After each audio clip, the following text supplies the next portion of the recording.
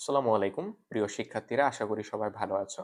আজকে আমি তোমাদের যে অধ্যায় নিয়ে এসেছি সেটা হচ্ছে তোমাদের জীববিজ্ঞানের তৃতীয় অধ্যায়, উদ্ভিদ ও প্রাণীর কোষীয় সংগঠন।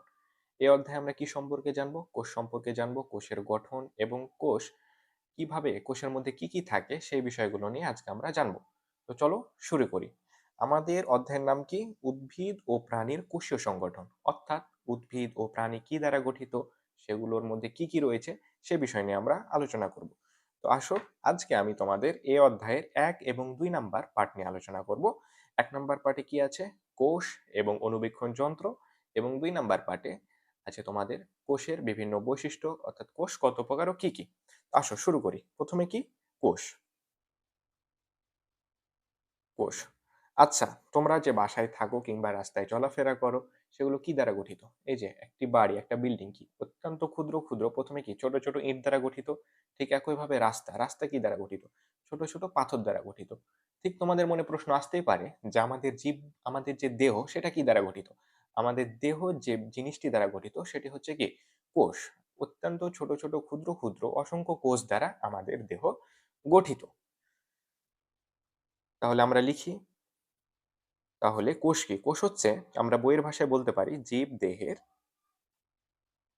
গঠনের গঠনের একক। কোষ কি? জীবদেহের গঠনের একক। অর্থাৎ সকল জীব, উদ্ভিদ, প্রাণী সকল কিছুই কি দ্বারা গঠিত? কোষ দ্বারা গঠিত। তাহলে আমরা বলতে পারি যে প্রাণী, উদ্ভিদ সহ পৃথিবীর যত ধরনের জীব আছে সবগুলো কি দ্বারা গঠিত? কোষ দ্বারা গঠিত। এখন আমরা জানবো কোষের আবিষ্কার সম্পর্কে। কোষের আবিষ্কার। কোষ কত সালে আবিষ্কৃত হয়? কোষ আবিষ্কৃত হয় আবিষ্কার হয় ১৬৬৫ সালে। কে আবিষ্কার করে? রবার্ট হুক নামক একজন বিজ্ঞানী আবিষ্কার করে। কে? Robert Hooke. তিনি কোন দেশের বিজ্ঞানী ছিলেন? ইংল্যান্ডের। ইংল্যান্ডের বিজ্ঞানী। তাহলে কি? ১৬৬৫ সালে রবার্ট হুক নামক একজন বিজ্ঞানী সর্বপ্রথম কোষ আবিষ্কার করে। তবে একটি জিনিস তোমাদের জানার দরকার যে রবার্ট হুক সর্বপ্রথম যে কোষ আবিষ্কার করে সেটা কিন্তু কি সজীব কোষ ছিল না, সেটা মৃত কোষ। তিনি কিভাবে আবিষ্কার করেন কোষ? তিনি সর্বপ্রথম একটি বোতলের কর্ক, কর্ক কোনগুলো? যেগুলো আগের দিনে হয়তো তোমরা দেখবা যে আগের দিনে বোতলে যে প্লাস্টিকের ছিপির পরিবর্তে ব্যবহার করা হতো কাঠের একগুলো ছিপি, সেগুলোকে বলা হতো কর্ক। তো সেই কর্ক তিনি যখন দেখলেন যে পানিতে ভাসে, তার মনে প্রশ্ন আসলো যে আচ্ছা, এই কর্কটি পানিতে কেন ভাসছে।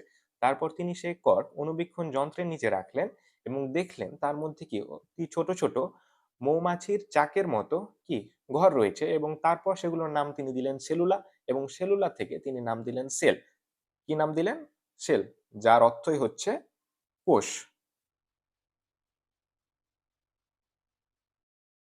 আচ্ছা, এখন আমরা যে কোষ সম্পর্কে জানলাম, কোষের জানার মধ্যে আমরা আরেকটি জিনিস ব্যবহার করেছি, সেটা হচ্ছে কি অণুবীক্ষণ যন্ত্র। যে কি আমরা অণুবীক্ষণ যন্ত্রের সাহায্যে কোষ দেখতে পাই। তো নাও এখন আমরা যেটা জানবো সেটা হচ্ছে অণুবীক্ষণ যন্ত্র সম্পর্কে। অণুবীক্ষণ যন্ত্র। আচ্ছা, অণুবীক্ষণ যন্ত্র কি কাজে ব্যবহৃত হয়? অর্থাৎ যে সকল ছোট ছোট বিষয়গুলো, যে সকল ছোট ছোট জিনিসগুলো আমরা খালি চোখে দেখতে পাই না, এমন সকল জিনিস দেখার জন্য আমরা যে যন্ত্রটি ব্যবহার করি সেটা হচ্ছে অণুবীক্ষণ যন্ত্র। এখন তোমাদের বইয়ের 1 নাম্বার পার্টে কোষের পরবর্তী যে বিষয়টি আছে সেটা কি? অণুবীক্ষণ যন্ত্র। এখন অণুবীক্ষণ যন্ত্র সম্পর্কে তোমাদের এই বইয়ে এত কিছু দেওয়া নাই, আর তোমাদের এত কিছু জানার প্রয়োজনও নাই। আমি যে ৩-৪টি লাইন তোমাদের লিখে দিচ্ছি সেগুলোই মাথায় রাখবা, তাহলেই হইল। সম্ভবত তোমাদের এই অণুবীক্ষণ যন্ত্রের পাঠটুকু থেকে হয়তো এমসিকিউ আসবে, কিন্তু লিখিত কোনো প্রশ্ন আসবে না। তো আমরা যে বিষয়টি সর্বপ্রথমে জানবো, অণুবীক্ষণ যন্ত্র কখন আবিষ্কৃত হয়? কত খ্রিস্টাব্দে? অণুবীক্ষণ যন্ত্র সর্বপ্রথম আবিষ্কৃত হয় ষোড়শ শতাব্দীতে। কত শতাব্দীতে? ষোড়শ শতাব্দীতে। শতাব্দীতে। এই বিষয়টা মাথায় রাখবা যে অণুবীক্ষণ যন্ত্র সর্বপ্রথম আবিষ্কৃত হয় ষোড়শ শতাব্দীতে। আবিষ্কার করে কে? সাধারণত অণুবীক্ষণ যন্ত্র সর্বপ্রথম আবিষ্কার করে হ্যান্স জেনসেন নামক একজন বিজ্ঞানী। কিন্তু তোমাদের বইয়ে যে বিজ্ঞানীটির নাম দেওয়া আছে সেটা হচ্ছে অ্যান্টনি ফন লিউয়েনহুক। কি নাম দেওয়া আছে? Antonie van Leeuwenhoek যে এই বিজ্ঞানী, ইনি কিন্তু সাধারণত কি অণুবীক্ষণ যন্ত্র আবিষ্কার করেননি। অণুবীক্ষণ যন্ত্র আবিষ্কার করেছিলেন হ্যান্স জ্যানসেন নামক একজন বিজ্ঞানী। আর তিনি অণুবীক্ষণ যন্ত্রের উন্নতি সাধন করেছিলেন। কেমন? যে অণুবীক্ষণ যন্ত্রটি হ্যান্স জ্যানসেন আবিষ্কার করেছিল, সেটারই কি একটা নতুন ভার্সন, অর্থাৎ কি আরো একটু উন্নত অণুবীক্ষণ যন্ত্র তিনি আবিষ্কার করেছিলেন। অর্থাৎ তার যে আবিষ্কৃত অণুবীক্ষণ যন্ত্র, সেটা দিয়ে কি প্রথম কোষ আবিষ্কার করা হয়। আচ্ছা, তারপরে যেটা দেখবো আমরা, অ্যান্টনি ফন লিউয়েনহুক যে অণুবীক্ষণ যন্ত্রটি আবিষ্কার করেছিলেন আবিষ্কার করেছিলেন সেটা কি ছিল? একক অণুবীক্ষণ যন্ত্র। একক বা মৌলিক অণুবীক্ষণ যন্ত্র। মৌলিক অণুবীক্ষণ যন্ত্র। অণুবীক্ষণ যন্ত্র। অর্থাৎ এখান থেকে তোমরা বইয়ে দেখবা যে ২ ধরনের অণুবীক্ষণ যন্ত্রের উল্লেখ আছে। একটা হচ্ছে কি মৌলিক, আর আরেকটা হচ্ছে যৌগিক অণুবীক্ষণ যন্ত্র। তাহলে কয় ধরনের? ২ ধরনের। একটা হচ্ছে কি মৌলিক,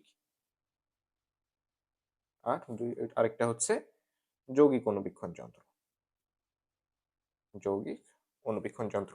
তো এই ২ টি অণুবীক্ষণ যন্ত্রের মধ্যে প্রধান পার্থক্য হচ্ছে মৌলিক অণুবীক্ষণ যন্ত্রে একটি মাত্র লেন্স ব্যবহার করা হয়। কয়টি? একটি। একটি লেন্স ব্যবহার করা হয়। ব্যবহার করা হয়। করা হয়।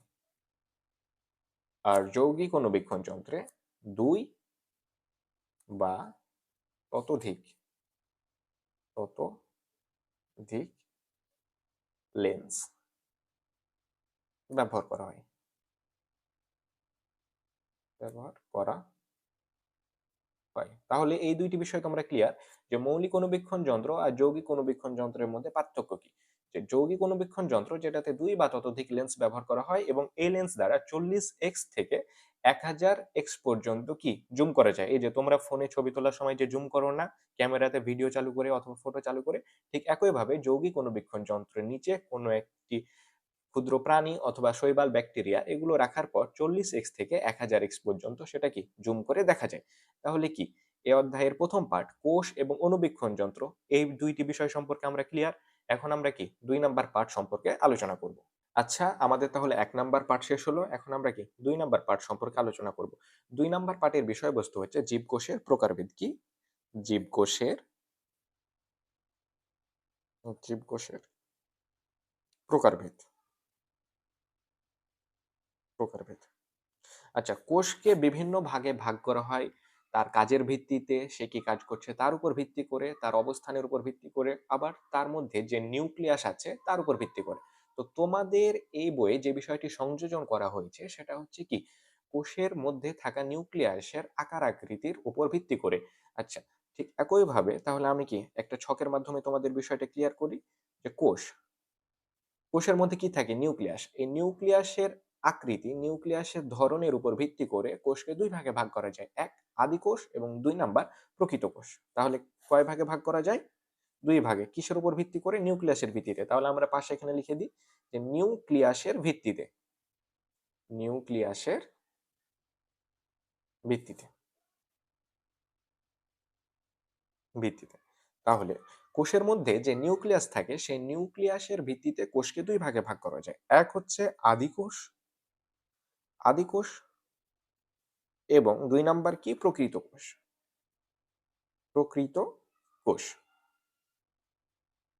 আদি কোষ। তাহলে এখন আদি কোষ সম্পর্কে আমরা জানবো। আদি কোষ যেই কোষের নিউক্লিয়াসটা কি আবরণহীন, অর্থাৎ যে কোষে প্রকৃত নিউক্লিয়াস থাকে না। তাহলে আমরা কি বললাম যে আদি কোষ হচ্ছে কোন কোষ?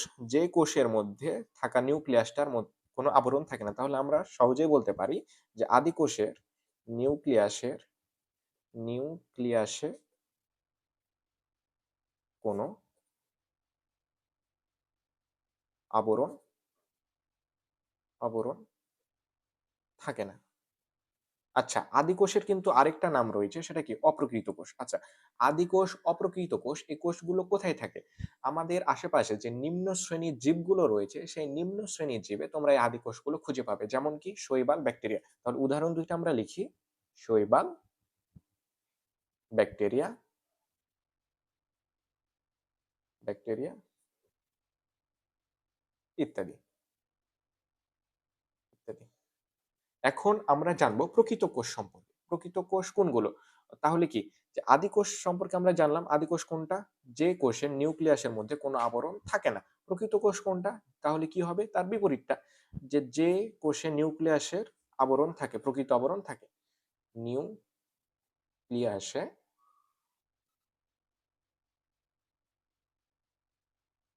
প্রকৃত আবরণ দ্বারা গঠিত।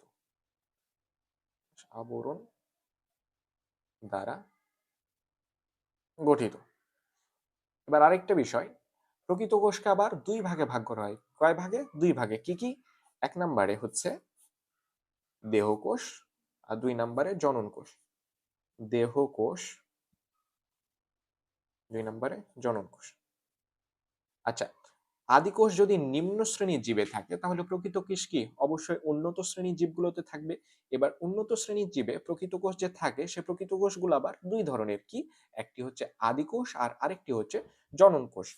না, সরি, একটি হচ্ছে দেহকোষ এবং আরেকটি হচ্ছে জনন কোষ। তাহলে তোমরা নাম শুনেই বুঝতে পারছো যে দেহকোষ কোনগুলো। দেহকোষ হচ্ছে সেগুলো যেগুলো আমাদের দেহ গঠনে অংশগ্রহণ করে। কিসে? আমাদের জীবের যে দেহ আছে সেই দেহের গঠনে অংশগ্রহণ করে। তাহলে কি? দেহকোষ। জীবের আমরা সহজেই লিখতে পারি জীবের দেহ গঠনে অংশগ্রহণ করে, গঠনে অংশগ্রহণ করে, অংশগ্রহণ গ্রহণ করে। যেমন কি তোমাদের হাত, পা, শরীর সবকিছুই কি যে কোষ দ্বারা গঠিত সেটা হচ্ছে কি দেহকোষ। এবার আরেকটা বিষয় আছে সেটা কি জনন কোষ। জনন কোষগুলো কোনগুলো? আচ্ছা, এই যে জনন, জনন নামটির সাথে কি একটা মিল আছে না? প্রজনন। প্রজনন বলতে আমরা কি বুঝি? বংশ বিস্তার। অর্থাৎ প্রাণী, উদ্ভিদ যে প্রক্রিয়ায় বংশ বিস্তার করে সেটাই কি প্রজনন। এখন এই প্রজননে যে কোষগুলো অংশগ্রহণ করে সেগুলোই কি জনন কোষ। তাহলে কি জনন কোষের সাথে প্রজননের মিল আছে? তাহলে আমরা বলতে পারি যে কোষগুলো জীবের প্রজননে অংশগ্রহণ করে বা বংশ বিস্তারে সাহায্য করে। অর্থাৎ কি জীবের জীবের প্রজননে অংশগ্রহণ করে, প্রজননে অংশগ্রহণ করে, অংশ গ্রহণ গ্রহণ করে। আচ্ছা, উদাহরণ কি? যেমন ধরো শুক্রাণু, ডিম্বাণু ইত্যাদি। শুক্রাণু, শুক্রাণু, ডিম্বাণু, ডিম্বাণু। তাহলে এইটুকুই ছিল তোমাদের ২ নাম্বার পার্টের আলোচনা যে কোষের প্রকারভেদ। তাহলে আমরা যদি আবার একবার রিপিট করি তাহলে কি হবে? কোষ ২ প্রকার। কি? আদি কোষ, প্রকৃত কোষ। আদি কোষের কি? নিউক্লিয়াসটার মধ্যে সঠিক আবরণ থাকে না, প্রকৃত আবরণ থাকে না এবং প্রকৃত কোষ কোনটা? যার নিউক্লিয়াসটা কি আবরণী দ্বারা আবদ্ধ। এবার প্রকৃত কোষের আরো ২ টি ভাগ রয়েছে। এক হচ্ছে দেহকোষ এবং আরেকটি হচ্ছে জনন কোষ। দেহকোষ কোনগুলো? যেগুলো জীবের দেহ গঠনে অংশগ্রহণ করে এবং জনন কোষ কোনগুলো? যেগুলো জীবের প্রজননে অংশগ্রহণ করে। তাহলে কি আমাদের ১ নাম্বার পার্ট এবং ২ নাম্বার পার্ট আশা করি ক্লিয়ার হয়ে গেছে। তাহলে কি তোমরা যদি আমার এই যতটুকু লিখে দিয়েছি এই ২ টা পৃষ্ঠা সুন্দর করে লিখে নোট করো এবং একবার পড়ো এবং তারপরে যদি বইটা একবার রিডিং দাও, আশা করি এই ২ টা পার্ট তোমাদের জন্য একদম কি ক্লিয়ার হয়ে যাবে। তাহলে কি পরবর্তীতে আবার দেখা হচ্ছে তোমাদের ৩ নাম্বার পার্ট নিয়ে। আশা করি আবার কি তোমরা আমাদের সাথে যুক্ত হবা। আসসালামু আলাইকুম।